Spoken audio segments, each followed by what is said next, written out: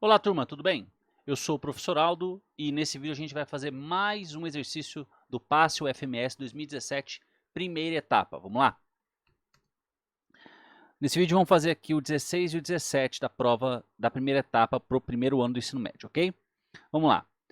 O professor Aristides desenhou na lousa um eixo real e, apoiado sobre ele, um retângulo de dimensões iguais a 3 unidades de comprimento por 1 unidade de comprimento, como mostra a figura 1. Então é um retângulo que ele pôs em cima de um eixo com 1 de altura aqui e 3 de comprimento. Beleza, essa é a figura 1. Em seguida, usando um compasso, traçou um arco de circunferência de raio com medida igual à da diagonal do retângulo, determinando o ponto P sobre o eixo X, como exibido na figura 2. Eu sei que é complicado às vezes ler de primeira, né, entender certinho o que ele disse, mas o que ele falou foi, ele fixou aqui a ponta seca do compasso, ele abriu até aqui e fez o traço aqui, sacou? Com esse raio, o raio do tamanho da diagonal do retângulo. E aqui no eixo, bateu aqui nesse ponto P. Isso quer dizer que esse ponto P está no eixo e tem essa distância aqui do tamanho da diagonal. Continuando. Feito isso, desenhou um triângulo retângulo ABC a partir de dois lados consecutivos e da diagonal do retângulo descrito nas figuras anteriores, como se pode observar na figura 3. Outra parte confusa. Feito isso, desenhou um triângulo ABC a partir de dois lados consecutivos e diagonal. Dois lados consecutivos e diagonal. Ele está falando desse triângulo aqui, ó. Dois lados consecutivos do retângulo e a diagonal. Então, é esse triângulo retângulo que está aqui embaixo. É muito texto para pouca informação, né? Então, a gente tem esse desenho aqui e esse desenho aqui. Beleza, o que a gente vai fazer com ele? Vamos para o primeiro exercício aí, o 16. O professor Aristides perguntou aos seus alunos qual seria o número que representa a abscissa do ponto P, obtendo as seguintes respostas. Aí o Adolfo falou que é um número racional, a Beatriz diz que não é. É um número irracional maior que 16 sobre 5. O Adolfo falou que é racional. O Clóvis disse que o Adolfo acertou. E o Davi disse que é um número irracional. Aí ele vai perguntar quem que acertou. Aí eu coloquei aqui o desenho da figura 2. É o mesmo desenho da figura 2 para a gente entender o que ele está dizendo. Primeiro, pessoal, a gente precisa lembrar o que é um número racional e o número irracional. Então, eu vou fazer rapidinho aqui uma explicação dos conjuntos numéricos, beleza? Para quem não lembra, os conjuntos numéricos eles são divididos dessa maneira, com o primeiro conjunto mais básico sendo o conjunto dos números naturais, representado pela letra N. E ele recebe esse nome, pessoal, eu gosto de falar para os meus alunos e prestem atenção nos nomes dos conjuntos. Esses são os números que são naturais, ou seja, os que você acha aí na natureza. Você tem 2 cachorros, você tem uma árvore, você tem 0 pessoas, você não tem menos 2 cachorros, você não tem 1,5 gatos. Não faz sentido essas informações. Então, a natureza ela funciona com os números naturais, representado pela letra N. Esse conjunto está dentro de um conjunto maior, que são os números inteiros. Olha o nome, inteiro, ou seja, ele está querendo fazer agora uma fatia de números que são inteiros, ou seja, que não são quebrados. Isso vai incluir os naturais, mas também vai incluir os negativos. Então, vocês têm que olhar os números negativos não como um conjunto fora dos naturais. Tem que pensar que os negativos são inteiros, assim como os naturais também são inteiros. Então, eles compartilham essa característica de não serem quebrados. Ah, professor, mas é negativo. Eu sei, mas menos 3 e 1,5 é diferente, porque o menos 3 ele é uma parte inteira e o 1,5 não é, ele é quebrado. Então, por isso que os naturais ficam dentro dos inteiros, porque eles são inteiros também. Daí vem um conjunto maior, que são os dos números racionais. Que racional vem da palavra razão, vem da divisão. Ou seja, esse conjunto dos números racionais aqui, representado pela letra Q, é o conjunto de todas as divisões. Conjunto de todas as divisões, professor? Sim, é o conjunto de todas as divisões possíveis para serem feitas. As divisões exatas e as divisões que não derem exata. Tipo 3 sobre 2 é 1,5, mas é uma divisão. Entendeu? É uma divisão de dois números inteiros. Todas as divisões entre dois números inteiros, sempre que você dividir, às vezes vai dar uma divisão exata, né? Tipo, 4 sobre 2 é 2. 6 sobre 2 é 3. 21 sobre 3 é 7. Está aqui as divisões exatas. As divisões exatas estão nos números inteiros. E as divisões que não são exatas estão nos números racionais. 1 sobre 3 também, que é dízima periódica. 0,3333 infinitamente. Estou me delongando muito aqui, mas o que eu quero lembrar vocês aqui é dos irracionais. Esses irracionais, que é o mais fácil de lembrar, sabe por quê? Porque os irracionais só tem um tipo de número que está aqui. Todos os outros tipos de números estão aqui, nos outros conjuntos. Quais são os irracionais? São as dízimas não periódicas, ou seja, números infinitos, 1, 2, 3, 4, 5, 6 infinitamente, que são infinitos e que não tem uma repetição, não tem um período, não tem um padrão. Aqui, o 1 sobre 3, a gente sabe que é 1,333333 e a gente sabe que continua infinitamente assim. Esse a gente não sabe quem vem depois. Ah, professor, é o 7. Não sei. Pode ser o 7, pode não ser. Professor, que números esquisitos. Quem que está aqui? Então, o famoso π está aqui, que é 3,14, que a gente arredonda para 3,14, mas na verdade ele é infinito e não tem padrão.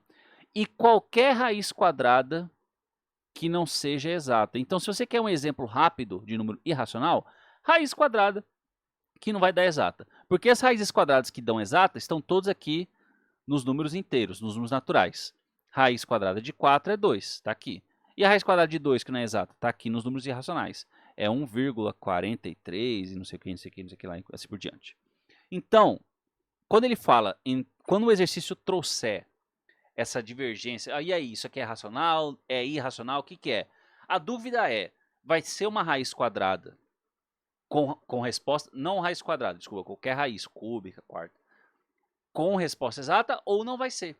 É em cima disso que você tem que pensar primeiro. Tem exercícios mais elaborados sobre isso, lógico, mas a princípio é isso. Ah, é racional, é irracional? Então, ou vai dar uma raiz que você vai conseguir fazer, ou seja, vai ser racional, ou uma raiz que você não vai conseguir fazer, ou seja, irracional. Vamos voltar no exercício que vocês vão ver que isso faz muito sentido. Então ele quer saber o tamanho desse P. O tamanho desse P, que começa aqui no zero, e tem gente falando que é racional, tem gente falando que é racional, a gente já vai ver qual que é. Reparem que é maior que 3. Mas como é que eu vou saber, professor, se é racional ou se é irracional? Entendendo como que ele construiu isso aqui. Lembra que ele falou que ele fez um compasso, colocou aqui e traçou? Isso obriga a esse tamanho do P aqui ter o mesmo tamanho da diagonal. Então, na verdade, não é um exercício de achar esse P aqui de maneira maluca com a circunferência. É um exercício de achar esse tamanho da diagonal. Isso aqui é um triângulo retângulo, pessoal. Aqui é a diagonal, que a gente não sabe. Aqui mede 1 e aqui mede 3. Então, é só fazer Pitágoras. D ao quadrado é igual a 1 ao quadrado mais 3 ao quadrado. D ao quadrado é igual a 1 mais 9. D ao quadrado é igual a 10. D é raiz de 10. Então, o tamanho desse P é raiz de 10. E você sabe que raiz de 10 não é uma conta exata, então você já sabe que não é o Adolfo que acertou, nem o Clóvis. A Beatriz disse que é irracional, maior que 16 quintos, e o Davi disse que é irracional entre 3,1 e 3,2. Agora, a gente precisa saber esse raiz de 10 está onde? Entre 3,1 e 3,2? Ou é maior que 16 quintos? O que é esse 16 quintos aqui? Então, a gente precisa entender para poder responder o exercício. Vamos ver quanto que é 16 quintos? Se eu fizer aqui 16 dividido por 5, 3 vezes dá 15, sobra 1. Aí eu vou botar uma vírgula aqui para baixar um zero. 2 vezes dá 0. Ah, é o 3,2. Olha só, que chato, o cara colocou só aqui para a gente. Beleza, então a pergunta é, tá entre esses dois ou é maior que 3,2? Sacaram a pergunta? Esse raiz de 10 é 3,1 e alguma coisinha, né? Menor que 3,2, ou é maior que 3,2? É fácil, é só a gente fazer 3,2 vezes 3,2 e ver se vai dar menor que 10 ou maior que 10. 2 vezes 2, 4, 2 vezes 3, 6, pula uma casa, 3 vezes 2, 6, 3 vezes 3, 9, 4, aqui dá 12, sobra 1, 10. Aqui tem 2 casas depois da vírgula, a gente conta 2 casas depois da vírgula aqui. Então, 3,2 vezes 3,2, porque a gente está trabalhando com raiz quadrada, né? É 10 e pouco. Então, não pode ser mais que 3,2, porque senão vai continuar dando mais que 10. Para dar 10, tem que ser menor que 3,2, ou seja, o Davi está certo. Letra E, apenas o Davi respondeu corretamente a pergunta do professor. Certo? Agora já vamos dar seguimento aqui no 17, porque é a continuação do exercício. Certo, pessoal? Então, conjuntos numéricos, racional e irracional. Quando ele falar de irracional, foca em uma raiz que não vai dar exata. Ou π, né, quando é um número famoso. Mas professor, mas é sempre assim que vai aparecer? Não, só em 90% das vezes, beleza? O 17 diz o seguinte: o professor Aristide pediu que seus alunos calculassem o seno do ângulo quadrado aqui, na verdade é ângulo alfa, tá? Indicado na figura 3, que é o da figura 3 que está lá atrás, certo? Que eu puxei ele para baixo para a gente não precisar ficar voltando. Acertou o aluno que respondeu quanto? Então, qual é a resposta certa? Eu já vou falar para vocês, pessoal, que essa questão foi anulada, tá? Eu não achei por que ela foi anulada exatamente. Será que estava quadradinho na prova mesmo? Se tivesse quadradinho na prova mesmo, realmente ela seria anulada. Mas aqui é ângulo alfa. Mas eu não sei se foi exatamente por isso, tá? Mas ela é anulada, mas dá para fazer, vamos fazer ela aqui. Esse é o triângulo que está lá na nossa figura. Esse tamanho é 1, esse tamanho é 3, e que é o seno do alfa. Para fazer o seno do alfa, a gente precisa saber a hipotenusa. Por quê? Vamos dar uma lembradinha aqui rapidamente. Ó. Quando você tem um ângulo alfa e você tem o cateto oposto, que eu chamo de CO, e o cateto adjacente, que eu chamo de CA, e a hipotenusa, que eu coloco HI, as fórmulas de seno, cosseno e tangente fica fácil da gente lembrar se a gente pensar assim. Ó. Seno de alfa é cateto oposto sobre hipotenusa. Cosseno de alfa é cateto adjacente sobre hipotenusa. E a tangente de alfa é o cateto oposto sobre o cateto adjacente. Eu gosto de usar a seguinte frase para ajudar a lembrar isso aqui na hora, até para a gente não errar, né? Não errar besteira aí nas questões de vestibular. Seno é corri. Então, sem sono, olha que esquisito, né? Porque seno parece sono. Então, sem sono, corri. Olha aí. Com sono, caí. E tangente é coca. Cateto oposto sobre cateto adjacente. CO sobre CA. Cateto oposto sobre cateto adjacente. Sem sono, corri, com sono, caí. Você lembra desses dois aqui? Você não erra mais as fórmulas. Como ele quer a tangente, a gente precisa do CO e do CA. Quer dizer, como ele quer o seno, a gente precisa do co e do i.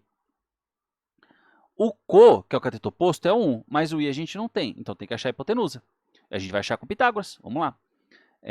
Hipotenusa ao quadrado é igual a 1 ao quadrado mais 3 ao quadrado, que era a diagonal, né, do outro exercício, que vai dar 10. Então, a hipotenusa é raiz de 10. Beleza, a hipotenusa aqui é raiz de 10, que era a diagonal do nosso retângulo lá. Agora, o seno, vamos lá, sem sono, corri, corri. É 1 sobre raiz de 10. Obviamente não tem aqui, a gente precisa dar uma racionalizada. 1 sobre raiz de 10. Multiplica em cima por raiz de 10 e embaixo por raiz de 10. A gente racionaliza, pessoal, para não ter a raiz no denominador.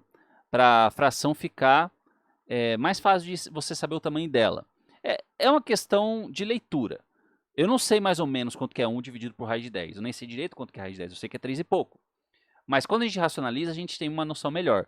Mas para vestibular, a questão é a seguinte: poderia ter isso aqui na múltipla escolha? Poderia. Você tem que ficar ligado, tá? Mas no caso não tem, então a gente racionaliza. Mas tem que ficar atento. Pode ter isso na múltipla escolha ou ela racionalizada. 1 vezes raiz de 10 vai dar raiz de 10. E raiz de 10 vezes raiz de 10, aqui embaixo vai dar 10. Então a resposta seria a letra C. Mas essa questão, já falei, foi anulada, mas não custa nada a gente fazer, para a gente aprender aí. Beleza? Então eu espero que tenha ficado clara essa questão. Qualquer dúvida, eu estou à disposição de vocês. Bom estudo a todos e até o próximo exercício.